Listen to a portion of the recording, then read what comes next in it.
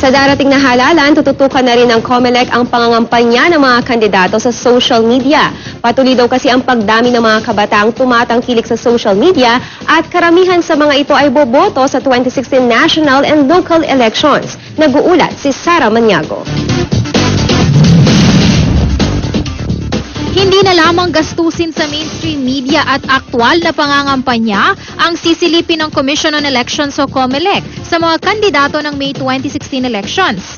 Dahil maging ang mga ipinupost nila sa social media, magiging bahagi na rin daw ng kanilang Statement of Contributions and Expenditures sa SOSE.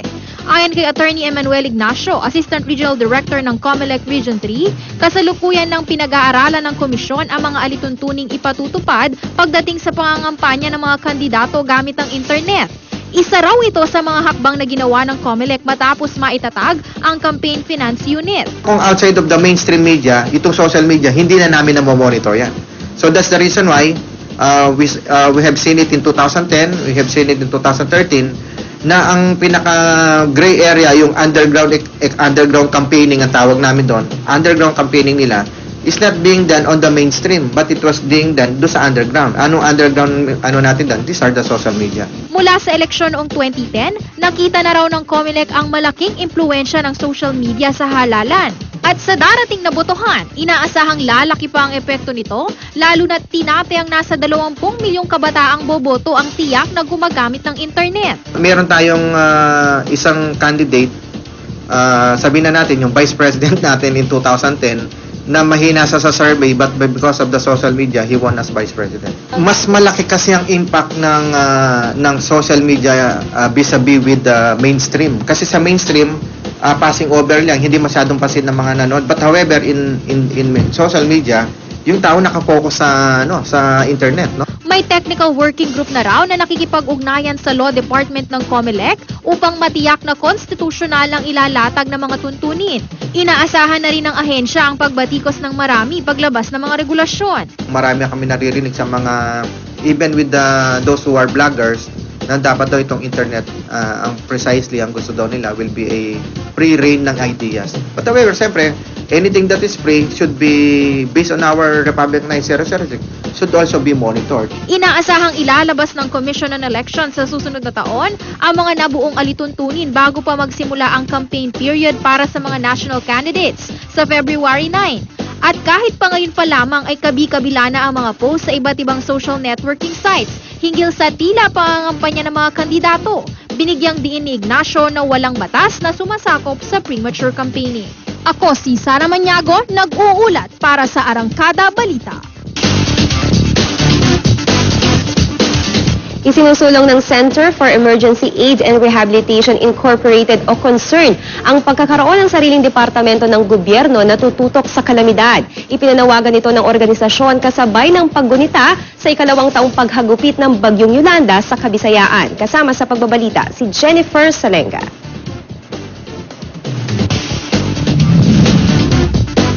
Kasabay na ikalawang taong paggunita ng mga taga-Leyte sa paghagupit ng Bagyong Yolanda, hiniling ng NGO na Center for Emergency Aid and Rehabilitation Incorporated o CONCERN ang pagtatag at pagkakaroon ng sariling departamento ang gobyerno na tututok sa kalamidad.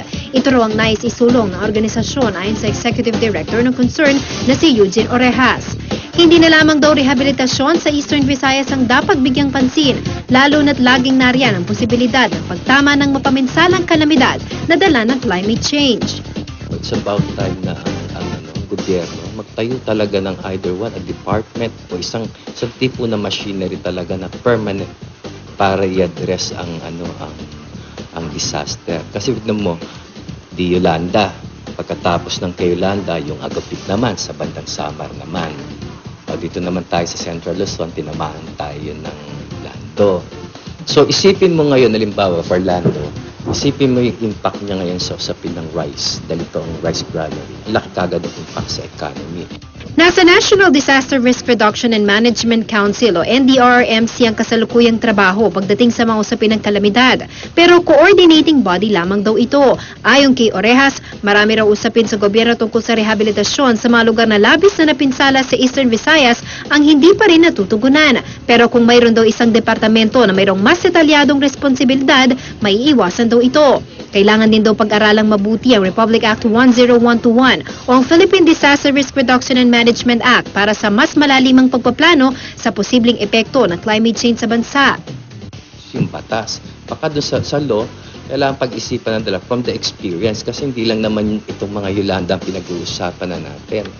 Along doon sa climate change, no? Sa climate change na nangyayari. Halimbawa, drought. Ibig sabihin, may tagtuyot na sa ibang mga lugar, naranasan na siya. So, ang laki rin ng impact niya. Palaging uulan, pati yung sea level rise, tumataas yung dagat, no? Kasi pati mga coastal communities, ano magiging approach natin dyan? Base na rin sa naranasang paghagupit ng mga bagyo sa bansa, kailangan ng seryosong pag-aaral upang hindi raw mauwi sa walang perang ginagastos ng gobyerno sa mga developmental projects. May budget ka para gumawa ng mga ganito, mga road bridges, etc. etc. Tapos, bandang huli, sisirain lang ng disaster. Hindi kagad setback na naman yon. Ngayon, kung wala ka na makuha ang pondo, buti may mga NGO sa mga international pag tumutulong. Pero especially sa government responsibility dahil siya kumukolekta ng tax.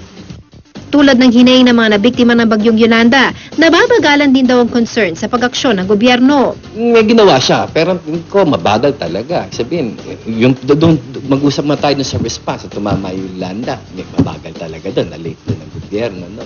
O ngayon sa distribution nga, 2 years na ang Yolanda. 2 years na bakit ganito pa rin? Ibig sabihin, marami pang mga usapin, and yet marami namang pera. Maraming usapin sa disaster, tingin ko. It's about time kailangan siyang isettle yung mga particular na issues ng transparency, relocation, yung no-build zone, yung 7.9 na storm surge, yung recovery ng fishing sa farming, yung sa urban poor, paano yan. Samantala hanggang ngayon ay patuloy ang pagtulong na ginagawa ng concern katuwang kanilang international partner organizations.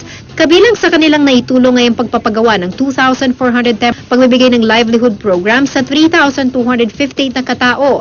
Sa kabuuan ay umaabot sa 7,930 ang pamilya o 40,000 na individual ang kanilang natulungan. Sunod na proyekto rin ng concern ang pagtutok sa mga programa sa agrikultura, pangisdaan at iba pang ayuda upang muling makabangon ang mga naging biktima ng bagyong Yolanda. 200 million pesos raw ang nakalaan para dito na nakatakdang simulan ngayong buwan ng Nobyembre. Ako si Jennifer Sanenga nag-uulat para sa Arangkada Balita. Desidido ang Department of Science and Technology o DOST na panatilihin sa bansa ang mga Pinoy scientists gamit ang mga programang magbibigay sa kanila ng karagdagang benepisyo. Nag-uulat si Erica Hines. Hindi na raw kailangang mga ibang bansa ng mga siyentipiko ayon kay Department of Science and Technology o DOST Assistant Secretary Dr. Urduha Tejada nang ito ay bumisita sa Clark, Pampanga kamakailan. Sa isang presscon ay ipinaalala ni Tejada na mayroong programa ang gobyerno na layuning babalikin ang mga Pilipinong manilikha na piniling ibahagi ang kanilang talino at mga imbensyon sa ibayong dagat. Ito ang Balik Scientist Program ng DOST na nagsimula pa noong taong 1975 at ibinalik noong taong 1993 upang mapanatili ang kalidad ng siyensya at teknolohiya sa Pilipinas. Meron ng programa ang DOST na Balik Scientist para yung mga scientists natin na nagsipag-abroad, pinababalik ko, binibigyan ng pagkakataon na ipamahagi nila yung kanilang mga kagalingan at kanilang mga likha dito sa ating bayan. Dagdag ni Tejada, mayroong nakalaang insentibo para sa mga scientists na mula sa programa. Ito ay alinsunod umano sa Republic Act 10055 o ang Technology Transfer Act of 2010 at RA 7459 o ang Inventors and Invention Incentives Act of the Philippines. Ngayon, mga balik scientists, mabalik sila kung kailangan natin sila at may privilege din po na makakabalik sila kung saan sila country nag-i-stay. Ngayon, kung kailangan ng servisyo, merong pondo ang gobyerno, lalo ng DOST para pabalikin, bigyan ng kaukulang insentibo at gawin kung ano yung kailangan na servisyo nila dito sa Pilipinas. Ang Balik Scientist Program ay para sa mga Pinoy scientists, particular na ang mga eksperto sa larangan ng agriculture and food, biotechnology, disaster mitigation and management, environmental and natural resources, electronics, energy at manufacturing. Ayon kay Tejada, nitong nakaraang budget hearing sa Kongreso ay inilatag na raw nila na taasan ang pondo para sa mga kawani ng research and development ng DOST. Pinopose ng inyong lingkod na sana madagdagan kahit konti lalo na sa regions 2, 3, 5, 5, 8, up. Kasi bali, 4 lang na regions ngayon na nabigyan ng increase na. Bukod pa rito ay meron pang isang programa na isinulong ang DOST nitong Hulyo na makakatulong rin sa mga scientists sa bansa. Ito ang Network of Experts in Science and Technology o NEST para umano-mabilis na matawag ang mga siyentipiko kung mayroong kababayan na nangangailangan ng kanilang serbisyo. Ito yung mga inipon-ipon natin lahat, ang ating mga scientists, mga eksperto, at inalalagay sa online. Yung online, para kung may nangangailangan sa kanila, isang pindot mo lang, kailangan mo ng eksperto sa mango pests or diseases. Pag pinindot mo yung pest and diseases on mango, makikita mo ng pangalan. Kaya on-call lagi sila pareho. Parang mga doctors on-call na rin ang ating mga experts. Ang mga nais humingi ng serbisyo mula sa mga Filipino scientists ay maaaring magtungo online sa www.nest.gov.ph. Sa naturang website ay maaaring makapamili kung anong kategorya ang kinakailangan at sinong scientist ang maaaring konsultahin ukol rito. Samantala, ang mga nais naman na makakuha ng impormasyon hinggil sa Balik Scientist Program ng DOST ay maaaring bumisita sa www.bsp.dost.gov.ph o kaya ay magtungo sa tanggapan ng ahensya. Ako si Erica Hines, nag-uulat para sa Arangkada Balita. Libong puno ang itinanim ng mahigit 500 volunteers sa Clark Freeport. Programa raw ito ng isang locator upang mapangalagaan ang kalikasan. Narito po ang report ni Astrud Aguinaldo. Nag-iisa sa pagtatanim ng daang-daang puno ang mahigit 500 volunteers. Sa ika-8 taon ng Forever Forest, ito ang tree planting activity ng Yokohama Tar Philippines dito sa Clark, Pampanga. Naglaan ng kanilang bahagi para sa pangangalaga ng kalikasan ang 500 volunteers sa pamamagitan ng pagtatanim ng 4,735 na katutubong puno sa paligid ng YTPI. Pinangunahan ni Yasuhiro Kurokawa, Pangulo at Chief Executive Officer ng YTPI, ang nasabing tree planting project. Make a great contribution to the environment. Matapos ituro ng Yokohama Tree Planting Team ang tamang paraan ng pagtatanim ng puno, nagtungo na sa kani-kanilang lugar ang mga volunteers. Layo ng nasabing proyekto ang magtanim ng mga puno sa paligid ng kumpanya. Ayon kay Reynante Legion, Manager, Environmental Section ng YTPI, ito umano ang kanilang paraan para mabawasan ang carbon emission ng nasabing pagawaan ng gulong sa Clark. For this year, we are planted about 4,735, which also helps in protecting our environment, no? Carbon emission reduction, and also it will absorb the CO2 that we emit.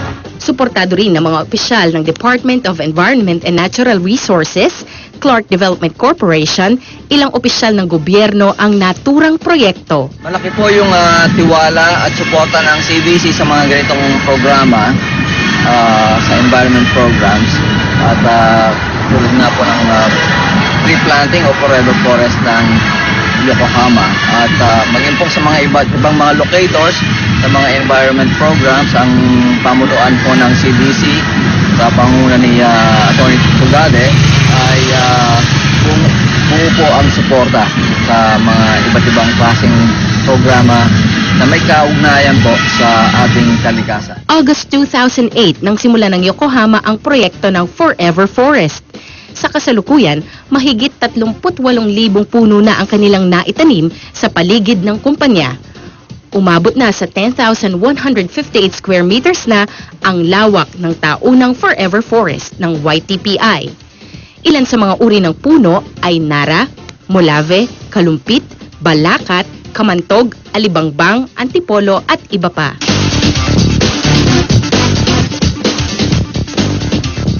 Para sa lagay ng panahon ngayong araw,